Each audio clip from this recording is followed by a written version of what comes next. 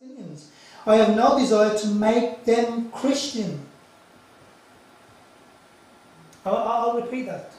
I have no desire to make them Christian. Does that mean, asked Mac, that all roads lead to you? Not at all. Not at all. You see how slimy this is? Not at all, smiled Jesus as he reached for the door handle to the shop. Most roads don't lead anywhere. What it does mean is that I will travel any road to find you. Can you see the subtle play of words here? You know, the shack appears to be advocating the heresy of universalism. The shack attacks the biblical order of hierarchical structures. It's one reason why experiencing true relationship is so difficult for you, Jesus added. Once you have a hierarchy, you need rules to protect and administer it. What he's doing, and it's clear there, none of this is out of context, he's attacking the fact that we have hierarchical structures in society and claiming that there's no hierarchical structure in the Trinity. The Trinity, as we know it, friends, exists with both submission and authority. It's precisely what Scripture teaches. Listen to this. The head of every man is Christ, and the head of every woman is man, and the head of Christ is God. These structures are biblical. In John 6, I have come from heaven not to do my will, but to do the will of him who sent me. John 8, I can do nothing of my own, but speak just what the Father has taught me. Friends, hierarchy and structure is intrinsic in both the Trinity and to society.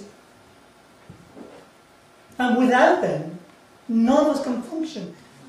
Hierarchy is an essential part of life. Biblically ordained, God-given and illustrated. So the shack attacks the biblical order of hierarchical structures. Next, the shack mocks the local gathering of God's people. And I find this sad. He mocks the local gathering of God's people.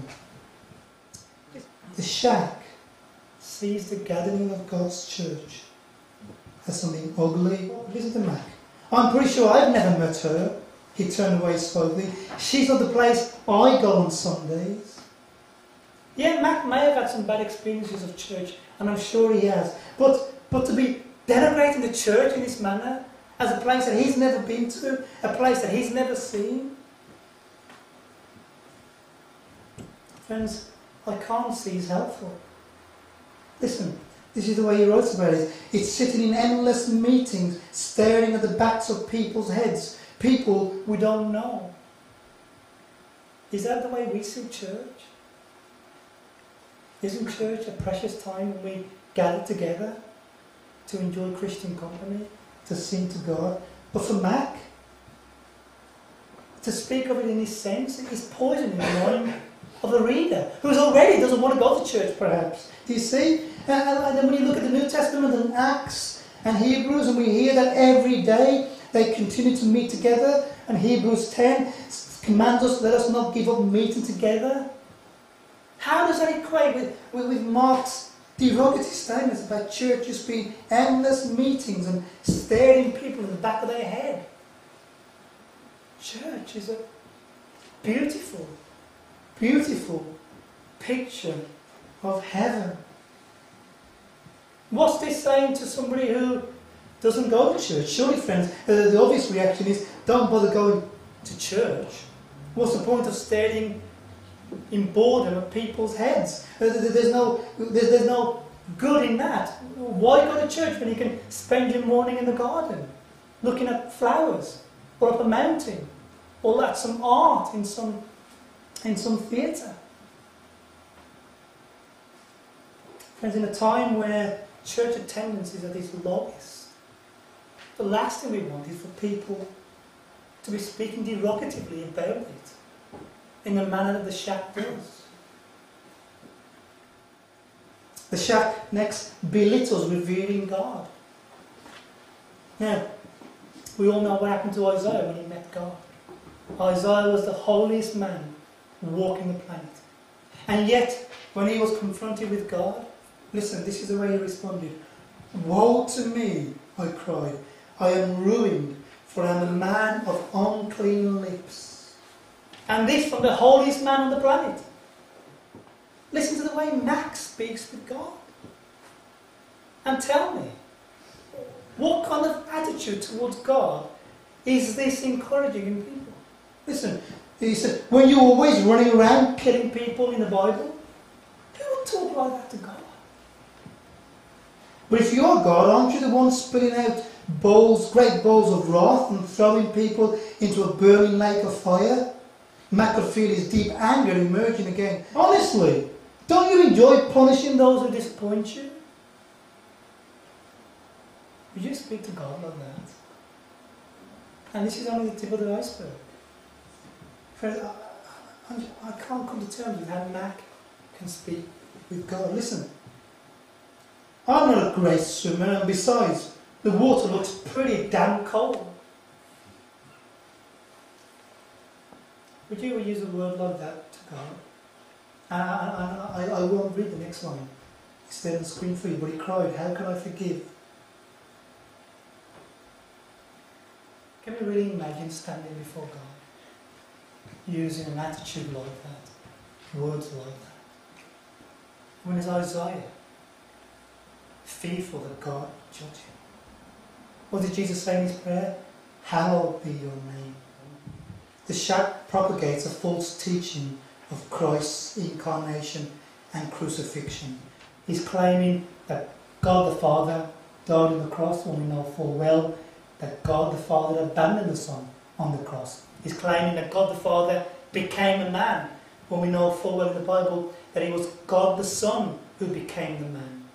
Two heresies, I guess, are of little importance to us. But friends, all this, why are we so intrigued and concerned about these heresies in the shack? 1 Corinthians 5:6. A little yeast works through the whole batch of the dough. You see, it's a little false teaching that impacts the whole.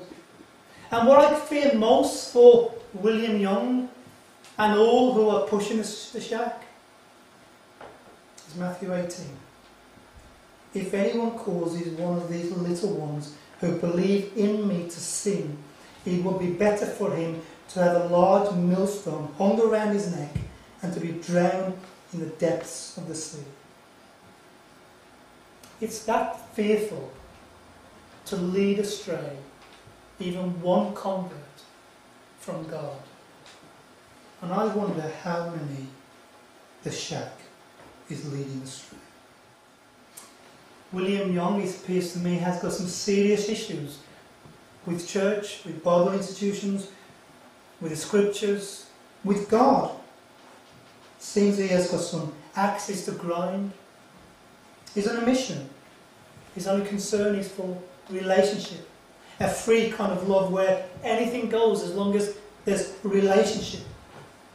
But it's all presented without the boundary or the protection of Scripture. It's a free love man. It's a free God man. It's God. Just relationship and just God. But on your terms. Without boundaries, without regulations. Friends, I want to suggest that the shack is presenting a whole new breed of Christianity. One that is millions of miles from biblical Christianity. One that cannot save, one that cannot make peace with God, and one that cannot transform sinners into saints, as the scriptures do. I feel it's a religion that talks about gain without pain, and in reality is a religion of no gain because there's no pain. The shack, I would suggest, has the potential to be the most dangerous piece of literature of our 21st century thus far. Therefore, Christians, be strong in the Lord and in his mighty power. Put on the full armour of God, so that you can take your stand against the devil's scheme. The shack. Thank you.